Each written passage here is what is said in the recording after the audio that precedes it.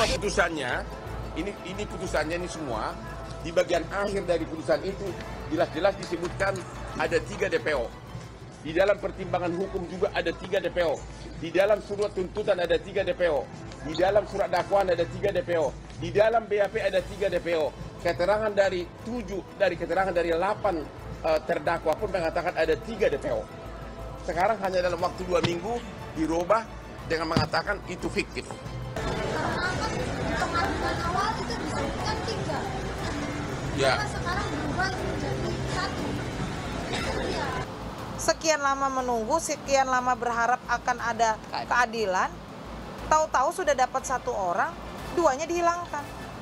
Dan tidak ada yang bisa bertanggung jawab. Udah terjadi produk hukum juga. Tetapkan sebagai tersangka DPO, sudah di BAP 6 orang dari terpidana. 5 menyatakan tidak. 5 menyatakan bukan Peggy. Hanya 1 yang menyatakan Peggy. Artinya 5 lawan 1. Jadi mana yang benar? Dari 2 saksi yang menyatakan bahwa tersangka PS berada di lokasi pada saat kejadian. Jadi kita bukan mereka berdasarkan asumsi. Alibi yang paling kuat itu adalah karena pada saat kejadian Peggy tidak ada di tempat dan Peggy itu sedang berada di Bandung. Waktu itu kan kejadian di tanggal 27 Agustus 2016 itu Peggy memang sedang bekerja di Bandung sebagai buruh.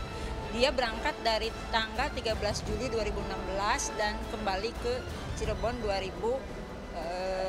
Desember 2016. Kalau kami mengatakan bukti hukumnya belum begitu kuat untuk menyatakan Peggy ini sebagai tersangka DPO. Kenapa? Karena 5 dari terpidana yang sama-sama mengaku melakukan tidak membantah Peggy terlibat. Jadi 6 orang terpidana itu sudah di BAP dalam minggu-minggu ini. BAP baru ya. 5 mengatakan Peggy tidak terlibat. Hanya 1 yang mengatakan terlibat. Ya, itu dia. Terhadap Peggy belum ada jawaban yang pasti. Itu jawaban kami. Masih perlu diselidiki lebih lanjut. Ya, belum bisa disebutkan total salah tangkap atau memang itu orangnya. Tentu harus didampingi oleh tersangka ya. Sudah. Cukup.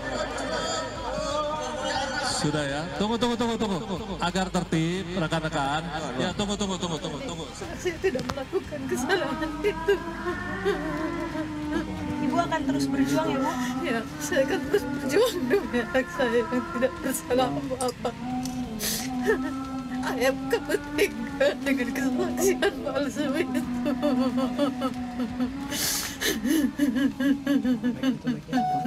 Orang yang salah itu akan menampilkan ekspresi takut. Orang yang tidak salah akan menampilkan 2 ekspresi yang paling besar. Takut, tapi itu sedikit karena takut bahwa dia dituduh dan kemudian dianggap memang dia pelakunya. Dan yang paling besar adalah ekspresi marah. Dan ekspresi marah yang besar dan takut sedikit ini nggak muncul di ekspresinya Peggy. Sementara ekspresi takut yang benar-benar takut itu bahwa dia ketangkep, dia salah, itu tidak muncul. Tetapi ini juga bisa ditandai dengan bahwa ini waktunya sudah lebih dari 8 tahun. Nah, apakah kemudian suara lantang itu menandakan bahwa dia tidak bersalah? Oh, tidak semudah itu, Ferguson. Suara lantang itu tidak kemudian menjadikan seseorang itu jadi nggak salah. Kalau dia nggak bersalah, coba kita perhatikan ketika kronologi sedang dibacakan oleh kepolisian, dia nunduk loh. Kalau seseorang berada di posisi itu dan dia pada nggak salah dan dia marah, dia akan straight ahead, melihat ke depan gini, dan kemudian melihat ke arah kamera, dan dia mungkin akan selama proses. Enggak, kalau Linda itu kan bukan saksi hukum, dia itu kan hanya kerasukan. Jadi tidak bisa dipakai sebagai saksi. Bukan saksi yang diakui oleh undang-undang. Mungkin hanya sekedar petunjuk, tapi bukan saksi. Karena orang kerasukan mana bisa disaksi sih. Di mata hukum kita, belum diakui orang kerasukan itu sebagai saksi. Sebagai bukti.